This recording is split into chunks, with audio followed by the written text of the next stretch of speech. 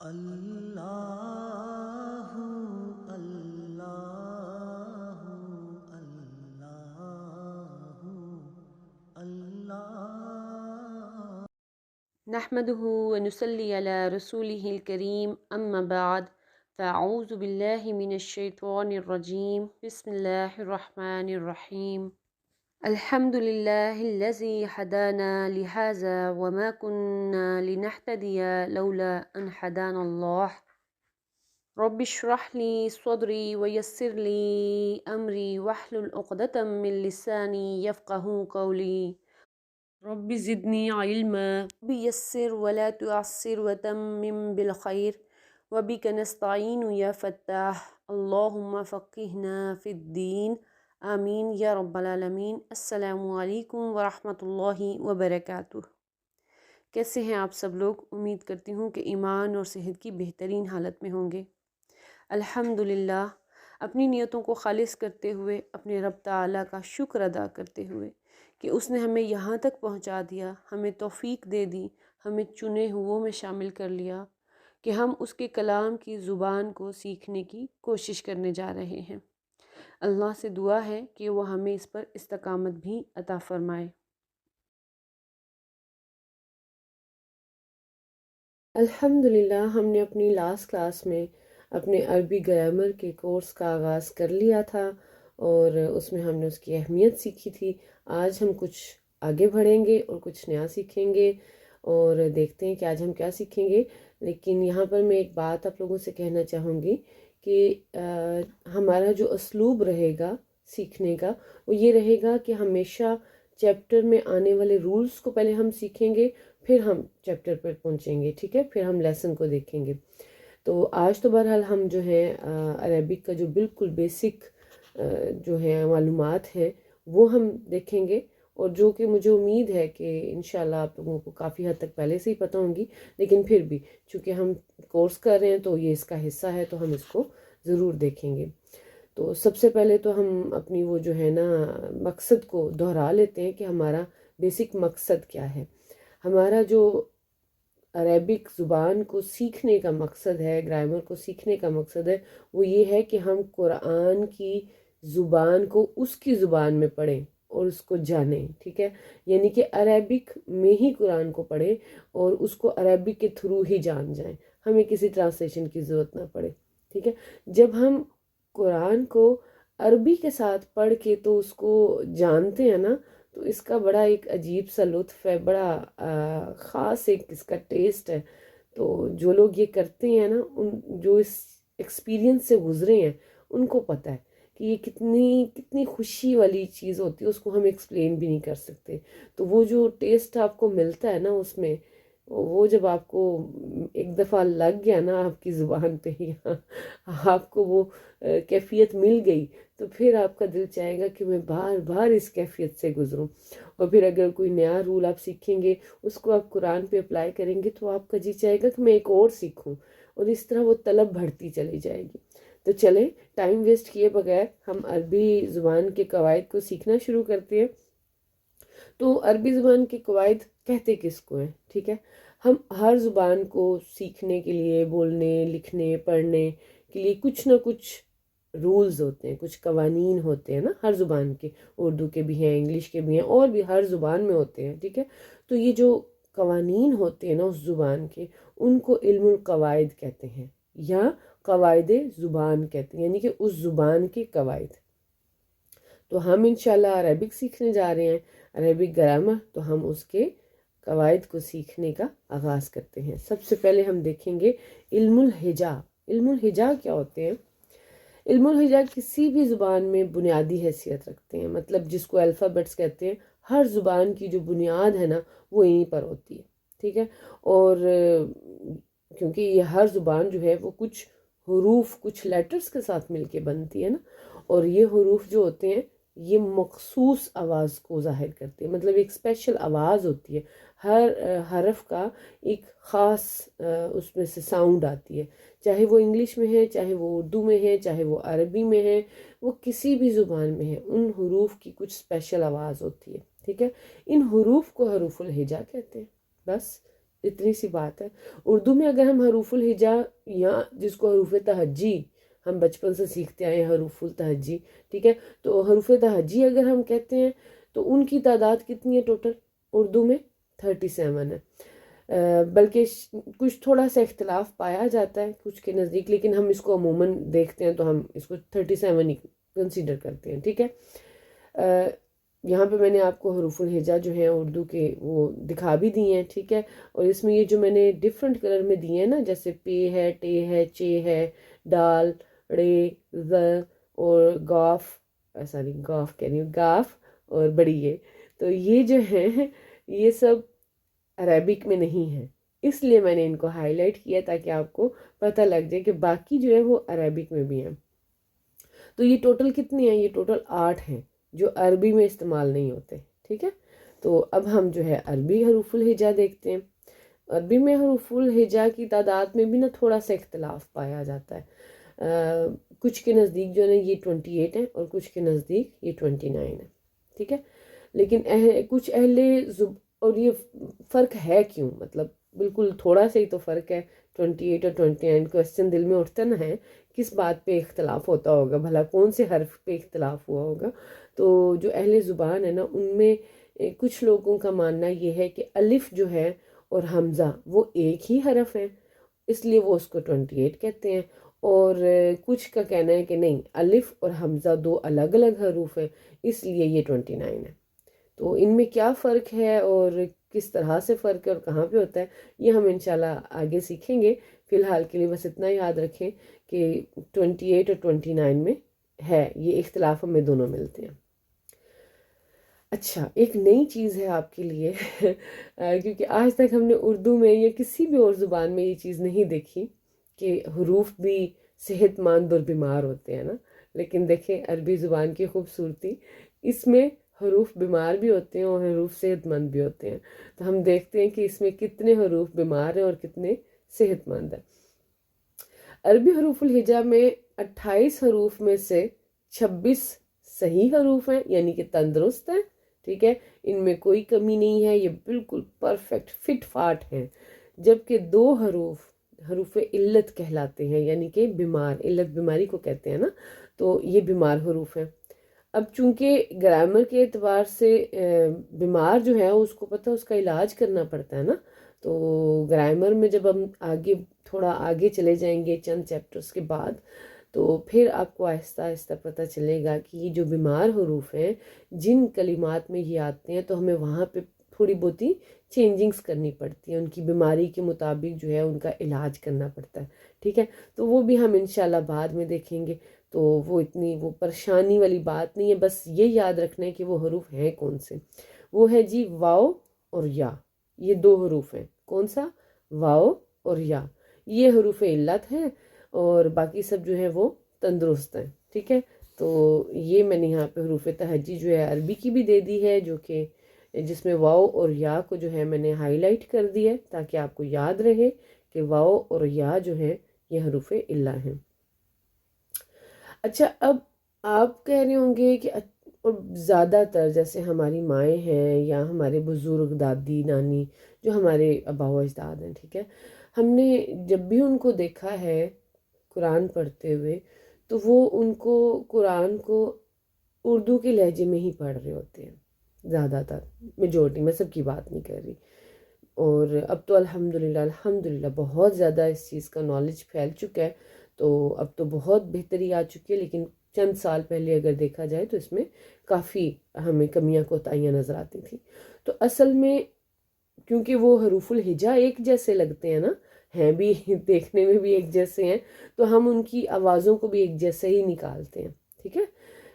جب تک میں نے تجوید نہیں سیکھی تھی تب تک میرے لیے بھی الف میں اور عین میں کوئی خاص فرق نہیں تھا، سین میں صاد میں کوئی خاص فرق نہیں تھا، دال میں دعاد میں کوئی فرق مجھے نہیں نظر آتا تھا، ایک جیسی ہی آواز نکلا کرتی تھی. لیکن تب میرے ذہن میں یہ سوال ضرور اٹھتا تھا کہ جب یہ ایک جیسی آوازیں ہیں تو پھر یہ الگ الگ حروف کیوں، ان کی شکلیں کیوں الگ الگ ہیں؟ پھر ایک ہی کافی ہونا چاہیے تھا، پھر یہ 2 کیوں ہیں؟ تو یہ سوال تو میرے ذہن میں اٹھتا تھا.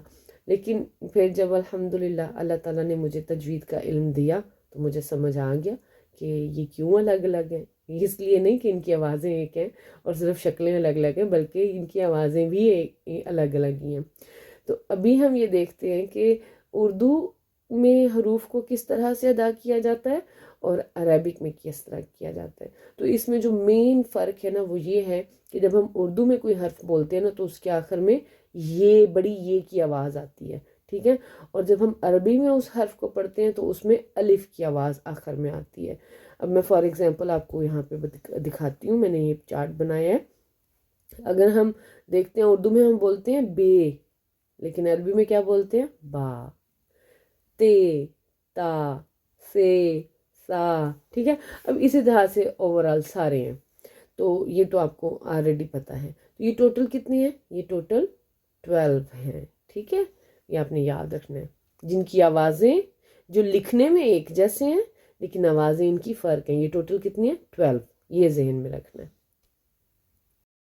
بڑھتے ہیں تو ہم دیکھتے ہیں کہ اس کا نیکسٹ کون سا قاعدہ ہمیں نظر آتا ہے عربک زبان کا. تو ہم نے حروف کے بارے میں جان لیا. اب ہمیں پتہ ہے کہ حروف کے اوپر کچھ علامات بھی ہوتی ہیں عربک میں، ٹھیک ہے. لیکن یہ آپ کو بتاؤں کہ یہ علامات ہم جو غیر عربی لوگ ہیں نا ان کے لیے ہوتی ہیں. جو عربی لوگ ہیں ان کو ضرورت نہیں پڑتی علامات کی. جیسے ہم بالکل ویسے ہی جیسے ہمیں اردو کے لیے علامات کی ضرورت نہیں پڑتی، ہم بغیر علامات کی اردو کو پڑھ لیتے ہیں کیونکہ ہماری مادری زبان ہے، ہمیں مشکل نہیں پیش آتی. اسی طرح سے جو عربی لوگ ہیں نا ان کو عربی پڑھنے کے لیے علامات کی ضرورت نہیں ہوتی. علامات ہم غیر عربی لوگوں کے لیے ہوتی ہیں، لیکن ان کا سیکھنا ضروری ہے. تو چلیں ہم دیکھتے ہیں کہ وہ علامات کون کون سی ہیں اور ان سے کیا فرق پڑتا ہے. جو حروف ہیں ان کی آواز ویسی ہی رہتی ہے یا بدل جاتی ہے. تو چلیں دیکھتے ہیں. سب سے پہلے ہم دیکھیں گے حرکات کو کہ حرکات کیا ہوتی ہیں. پھر ہم اس کے بعد دیکھیں گے علامات سکون کو، پھر تنوین کو دیکھیں گے، تشدید کو دیکھیں گے اور مد کو سیکھیں گے، ٹھیک ہے. تو چلیں ہم سٹارٹ کرتے ہیں حرکات کے ساتھ. حرکات عربی زبان میں اتنی ہی اہمیت کی حامل ہیں جتنے واولز انگلش میں. آپ کو پتہ ہے نا انگلش زبان جو بھی سیکھتا ہے اس کو واولز کو تو سب سے پہلے سکھایا جاتا ہے نا. کیوں؟ کیونکہ وہ بنیاد ہوتی ہیں، ٹھیک ہے. انگلش میں ہم نے کتنے واولز سیکھے تھے؟ 5، AEIOU، ٹھیک ہے نا. تو جبکہ عربی میں کتنے ہیں واولز؟ جی بالکل، عربی کی جو حرکات ہیں نا وہی اس کے واولز ہیں. انٹرسٹنگ نا. ہو سکتا ہے پہلے آپ نے کبھی اس پوائنٹ آف ویو سے دیکھا ہی نہ ہو، سوچا ہی نہ ہو. تو عربی کی جو حرکات ہوتی ہیں نا زبر زیر پیش جس کو ہم عام زبان میں بولتے ہیں، تو وہ اس کے واولز ہیں. اور وہ کتنے ہیں؟ 3 ہیں. اے نہیں ہم اس کو بولیں گے کیونکہ اب ہم عربک بول رہے ہیں. تو عربک میں ہم اس کو آ بولتے ہیں کہ آ کی آواز آتی ہے. آ، ای اور او، ٹھیک ہے. آ، ای، او یہ ہیں اس کے واولز. صرف 3، زیادہ ہیں ہی نہیں. تو جب یہ کسی ان میں سے کوئی بھی حرکت جب کسی حرف کے اوپر آ جاتی ہے نا تو پھر اس کی مناسبت سے اس حرف کی آواز بدلتی ہے. جیسے اگر میں کہتی ہوں با زبر با، ٹھیک ہے. اب اس کو سٹریچ کرنا ہے یا نہیں کرنا اس کے بارے میں پھر ہم آگے سیکھیں گے. با زبر با، با زیر بی، با پیش بو، تا زبر تا، تا زیر تی، تا پیش تو. اب اسی طرح سے جیسے میں نے یہاں پہ اوپر آپ دیکھیں کہ میں نے یہاں پہ یہ بنایا ہوا ہے کہ زبر کو کیا بولتے ہیں؟ فتحتن. آپ نے اب کیونکہ ہم عربی زبان سیکھ رہے ہیں تو پھر ہمیں اس چیز کی زبان میں حرکات کو بھی سیکھنا ہے، ٹھیک ہے. زبر کو بولتے ہیں فتحتن، زیر کو بولتے ہیں کسرتن اور پیش کو بولتے ہیں دمتن، ٹھیک ہے. تو ہم جو بولتے ہوتے ہیں با زبر با تو ہم بولیں گے با فتح با، با کسرہ بی، با دمہ بو، ٹھیک ہے. تو اس طرح سے. اب ایک اور چیز بھی نوٹ رکھیے گا، جس حرف کے اوپر فتحہ آتی ہے، ٹھیک ہے، اس حرف کو کیا بولتے ہیں؟ مفتوح، ٹھیک ہے. جس حرف کے اوپر فتحہ آتی ہے اس کو بولتے ہیں مفتوح. جس حرف کے اوپر کسرہ آتی ہے اس کو بولتے ہیں مکسور، اور جس حرف پر دمہ آتی ہے اس کو بولتے ہیں مدموم، ٹھیک ہے. یہ آپ نے یاد رکھنا ہے. فتح کے ساتھ مفتوح، کسرہ کے ساتھ مکسور، دمہ کے ساتھ مدموم. ٹھیک ہے.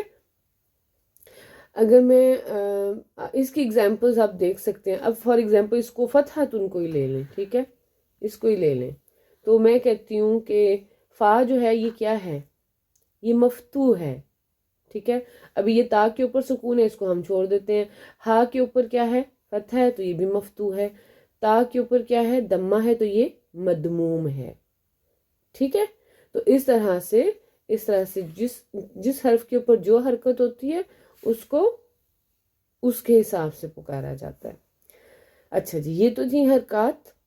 آگے بڑھتے ہیں. دوسرا پوائنٹ، علامت سکون. اب یہ کیا ہوتی ہے اور اس سے کیا فرق پڑتا ہے؟ تو حرف کے اوپر بعض اوقات آپ کو مختلف قسم کی علامات نظر آتی ہیں. کسی جگہ پہ آپ کو گول سا دائرہ بنا ہوا نظر آ جاتا ہے، کسی جگہ پر آپ کو یہ الٹا یہ 8 لکھا ہوا. 8 میں بول رہی ہوں کہ جیسے وہ ہوتا ہے نا رومن میں 8 اس طرح سے لکھا جاتا ہے نا. تو یہ مجھے ایسے مطلب اس وجہ سے میں آپ کو بول رہی ہوں کہ یہ 8 ہے. تو رومن میں جیسے 8 لکھا جاتا ہے نا، تو یہ اس طرح کی علامت بھی بعض جگہوں پہ آپ کو نظر آئے گی. بعض جگہوں پہ ایسے دال کی جیسے نظر آئے گی، اور زیادہ تر آپ کو یہ گول نظر آئے گی. ٹھیک ہے. تو اس کو مطلب مختلف شیپس ہیں اس کی، لیکن یہ کیا کہلاتی ہے، علامت سکون کہلاتی ہے. اچھا، اب جس حرف کے اوپر سکون آتا ہے اس کو کیا کہتے ہیں؟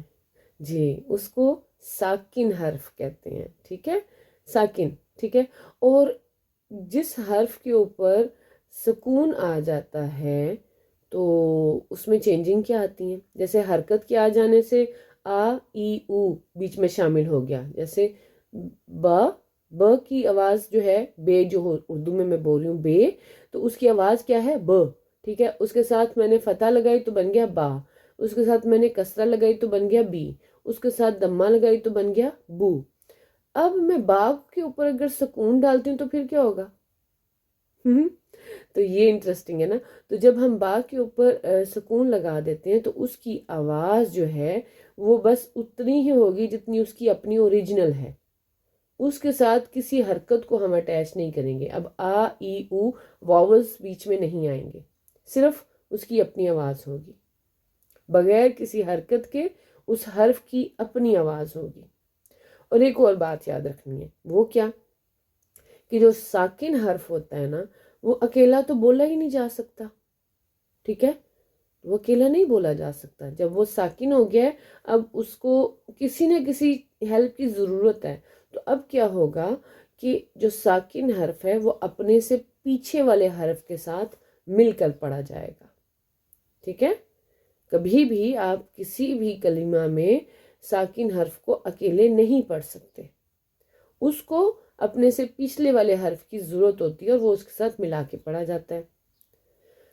اب یہاں میں نے اگزامپل دی ہوئی ہے، جیسے حمزہ فتحہ با ساکن اب، اسی طرح سے اب اب، اللہ. ٹھیک ہے. اکبر، یذہب.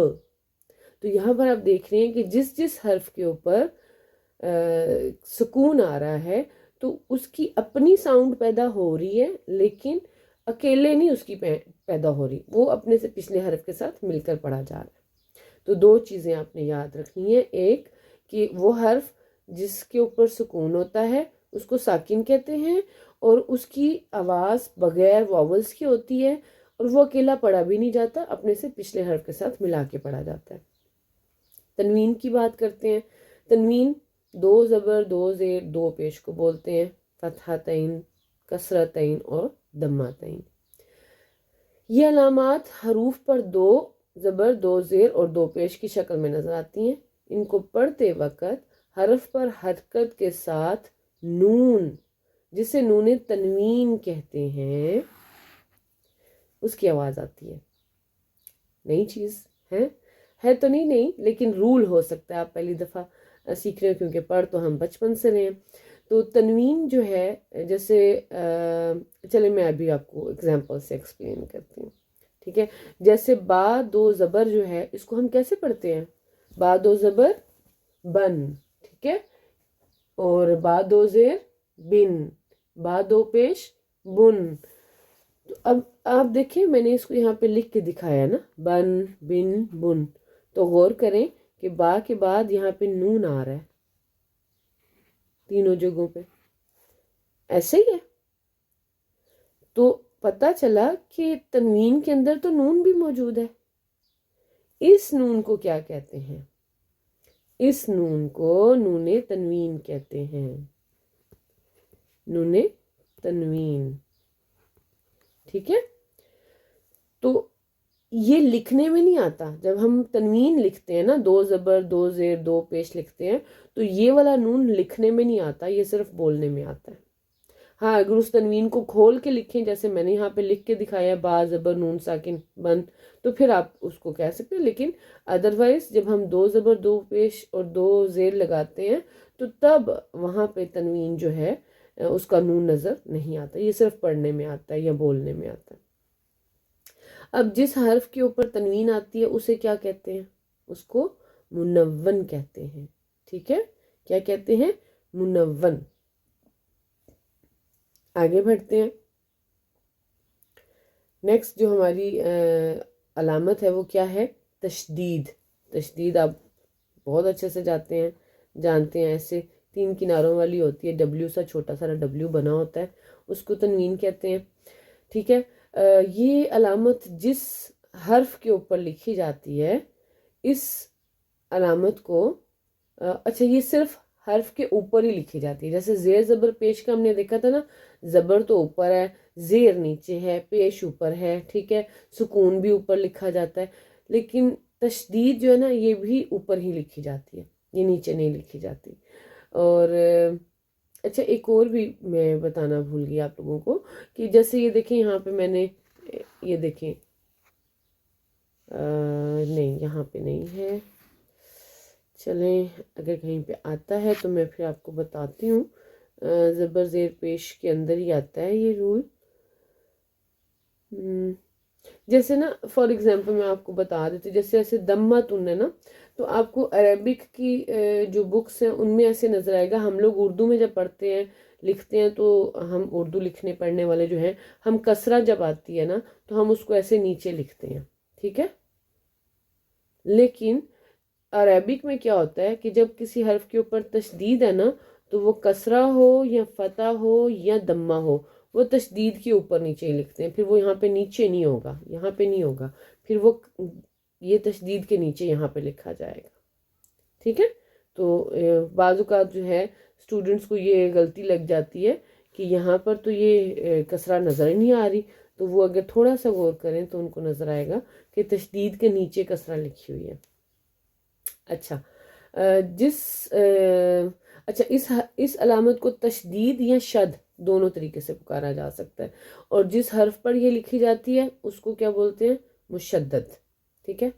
اب اس علامت کے آ جانے سے حرف میں تبدیلی کیا آتی ہے، یہ چیز دیکھنی ہے ہم نے. تو اس حرف کے جب یہ کسی حرف کے اوپر آ جاتی ہے تو اس سے تبدیلی یہ آتی ہے کہ وہ حرف دو دفعہ پڑھا جاتا ہے. ٹھیک ہے. یعنی کہ وہاں پر وہ حرف دو دفعہ موجود ہے اور وہ ایک ساتھ آ گیا.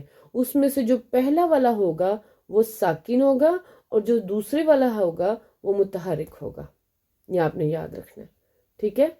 ہوتا ایک ہی حرف ہے تب تشدید آتی ہے. سیم لیٹر اگر ایک ساتھ آ جاتے ہیں اور اس میں جو پہلا ہے وہ ساکن ہوتا ہے اور دوسرا جو ہے وہ متحرک ہوتا ہے، تو پھر ہم اس کو اکٹھا کر کے ایک ہی لکھ کے اس کے اوپر تشدید ڈال دیتے ہیں. جیسے یہ دیکھیں میں نے آپ کو یہاں پہ اگزامپل دی ہے، ابو. ٹھیک ہے. ابو. اب میں نے اس کو کھول کے لکھا ہے، حمزہ فتح اور با ساکن. اب پہلے تو یہ اب ہے، پھر اس کے اندر با پیش آئی ہے. تو اب جب ہم اس کو اکٹھا کر کے لکھیں گے تو ہم اس کو ایسے لکھیں گے. ٹھیک ہے. اسی طرح سے اگر تنوین ہوگی تو میں نے یہاں پہ تنوین ہونی چاہیے تھی. ٹھیک ہے. یہاں پہ پہلا اب ساکن یا با ساکن کے ساتھ ہے اور دوسرا با جو ہے وہ تنوین کے ساتھ ہے. ربو. اسی طرح سے رب اور با پیش بو. اللہ. اللہ میں دیکھیں لام پہلا سکون میں ہے اور دوسرا جو ہے وہ مفتوح ہے اور اس کے اوپر کھڑی زبر ہے، ٹھیک ہے. تو اسی طرح سے ہوتا ہے. یہ رول یقیناً آپ لوگ پہلے سے جانتے ہوں گے، بس اس کو تھوڑا سا ہم نام سیکھ رہے ہیں کہ مشدد ہے، منون ہے یا ساکن ہے، ٹھیک ہے، مفتوح، مکسور، مدموم، یہ سیکھ رہے ہیں ہم، نئی جو چیز سیکھ رہے ہیں. اچھا جی، آخری ہے شاید یہ علامت ہماری، اور یہ کیا ہے؟ یہ ہے مد. مد مد بولتے ہیں کھینچنے کو، ٹھیک ہے. یہ جس بھی حرف کے اوپر آتی ہے نا اس کو کھینچ کر پڑھا جاتا ہے. مدات جو ہیں وہ مختلف قسم کی ہوتی ہیں، اور اس کو سیکھنے کے لیے ہمیں علم التجوید کو سیکھنا پڑے گا اور اس کی تفصیل میں جانا پڑے گا، مدات کی تفصیل میں. تو بس اتنا آپ یاد رکھیں کہ جس حرف کے اوپر مد آتی ہے اس کو کھینچ کر پڑھا جاتا ہے. اچھا جی، اب ہم بات کرتے ہیں حمزہ اور الف میں فرق، ٹھیک ہے. وہ جو ہم نے سٹارٹ میں بات کی تھی نا کہ کچھ لوگ مانتے ہیں کہ حمزہ اور الف ایک ہی ہیں، اور کچھ کہتے ہیں کہ نہیں یہ دو الگ حرف ہیں، ٹھیک ہے. تو دیکھتے ہیں کیا یہ ایک ہی ہیں یا نہیں. اچھا، الف ہمیشہ خالی ہوتا ہے، لیکن جب الف کے اوپر کوئی علامت آ جاتی ہے، ٹھیک ہے، تو وہ الف نہیں رہتا، کیا بن جاتا ہے؟ حمزہ بن جاتا ہے. عربی مصحف میں الف کے اوپر اصلی حمزہ یہ والا، ٹھیک ہے، یہ والا اصلی والا حمزہ لکھ کر حرکات وغیرہ ڈالی جاتی ہیں، ٹھیک ہے، جبکہ ہمارے مصحف میں صرف حرکات لکھی جاتی ہیں. اس کی میں نے آپ کو یہاں پہ اگزامپل دے دی ہے، ٹھیک ہے. یہ حمزہ ہے، یہاں پہ میں سوری الف کو لکھنے بھول گئی، یہ الف ہے، ٹھیک ہے، یہ الف ہے، یہ حمزہ ہے. اب اس الف کے اوپر میں نے اگر اس حمزہ کو لکھ دیا، یا اگر حمزہ نہیں لکھا، صرف زبر لکھ دی، کبھی زیر لکھ دی، کبھی پیش لکھ دی، یا سکون کر دیا، تو جو کچھ بھی ہے اب یہ الف نہیں کہلائے گا، اب یہ کیا کہلائے گا؟ اب یہ حمزہ کہلائے گا. تو ہمیں یہ تو پتہ لگ گیا کہ الف اور حمزہ دو الگ الگ حروف ہیں، سیم نہیں ہے. ہاں شکل دیکھنے میں تھوڑی ملتی جلتی لگ رہی ہے. الف ہے، جب سیدھا ایک ڈنڈا ہے تو الف ہے، لیکن جب اس کے اوپر حرکت آ گئی تو اب یہ حمزہ بن گیا. اب الف سے تو اس کی شکل چینج ہو گئی نا، ملتی جلتی. اب جیسے عین اور غین کو دیکھ لیں، سین شین کو دیکھ لیں، اگر نقطے نہ ہوں تو شکل تو سیم ہی ہے نا. تو بس اسی طرح سے ہے، ٹھیک ہے جی. تو یہاں تک ہم آج کمپلیٹ کریں گے انشاءاللہ. کل ہم پھر ایک نئے لیسن کے ساتھ آئیں گے اور کچھ نیا سیکھیں گے. ان کو آپ اچھے سے اپنے نوٹس لے لیجئے گا، مین پوائنٹس لکھ لیجئے. اتنے زیادہ یہ گہرائی میں لکھنے کی تو ان کی خیر ضرورت نہیں ہے، کیونکہ یہ پہلے سے آپ لوگ جانتے ہیں. صرف جو مین پوائنٹس ہیں، جو مین نام ہے نا جو آپ کو نہیں آتے، ان کو لکھ کے ان کو یاد کر لیں، ٹھیک ہے. ربنا تقبل منا إنك أنت السميع العليم وتب علينا إنك أنت التواب الرحيم. ربنا آتنا في الدنيا حسنة وفي الآخرة حسنة وقنا عذاب النار.